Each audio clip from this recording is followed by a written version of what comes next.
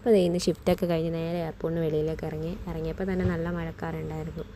നമ്മുടെ കയ്യിൽ ഒരു കുട ഉള്ളതുകൊണ്ട് അത് കൊണ്ടുപോയാൽ നമ്മൾ രണ്ടുപേരും നനയും. അതുകൊണ്ട് നമുക്ക് വേഗം തന്നെ ഹോസ്റ്റലിൽ പോകണം. അതേ പോകുന്ന വഴിക്ക് ഫുഡ് മേടിക്കാനായിട്ട് ഹോട്ടലിൽ കയറി. അപ്പോൾ ഇതിൻ്റെ കുറച്ച് ഫ്രൂട്ട്സും കൂടി മേടിക്കാമെന്ന് വിചാരിച്ച് ഫ്രൂട്ട്സ് കടയിൽ കയറി ഫ്രൂട്ട്സ് എല്ലാം മേടിച്ചിട്ട് നമുക്ക് വേഗം ഹോസ്റ്റലിലേക്ക് എത്തി കഴിഞ്ഞപ്പോഴത്തേക്ക് ഒന്ന് വേഗം ഫ്രഷ് ആയിട്ട് വേണം നമുക്ക് ഫുഡ് ഉണ്ടാക്കാൻ വേണ്ടി കിച്ചണിലേക്ക് കയറാൻ.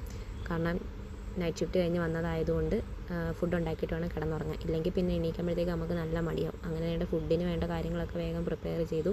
ബ്രേക്ക്ഫാസ്റ്റിന് പഴ റോസ്റ്റ് ചെയ്യാനായിട്ട് വെച്ചു. നമ്മൾ ഇറങ്ങിയപ്പം പെയ്യാനിരുന്ന മഴ വേണ്ട ഹോസ്റ്റലിൽ എത്തിയപ്പോഴത്തേക്ക് തകർത്ത് പെയ്തു.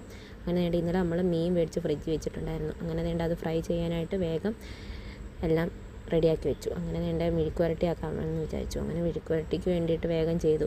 അപ്പോഴത്തേക്ക് ചോറൊക്കെ റെഡിയായി വെച്ചിട്ടുണ്ടായിരുന്നു. അങ്ങനെ മീനും കൂടി ഫ്രൈ ചെയ്തിട്ട് നമ്മൾ വേണ്ട വേഗം തന്നെ കിച്ചണിലെ കാര്യങ്ങളെല്ലാം തീർത്തു. ഞങ്ങളുടെ പാത്രവും കഴുകി കിച്ചണും ക്ലീൻ ചെയ്ത് വേഗം പോയി. ഇനി ഒരു കുളിയും കൂടെ പാസ്സാക്കിയിട്ട് വേഗം നമുക്ക് കിടന്നുറങ്ങാം. അങ്ങനെ വേണ്ട കുളിക്കാനായിട്ട് കയറി കുളിച്ചു.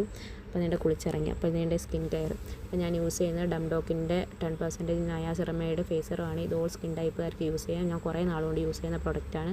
പിന്നെ ഒരു ലിപ് ബാം ഗുഡ് വൈബ്സിൻ്റെ ആ ലിപ് ബാമും കൂടെ ഒക്കെ ഇട്ട് നമ്മൾ വേഗം വേണ്ട കിടന്നുറങ്ങാൻ പോകും.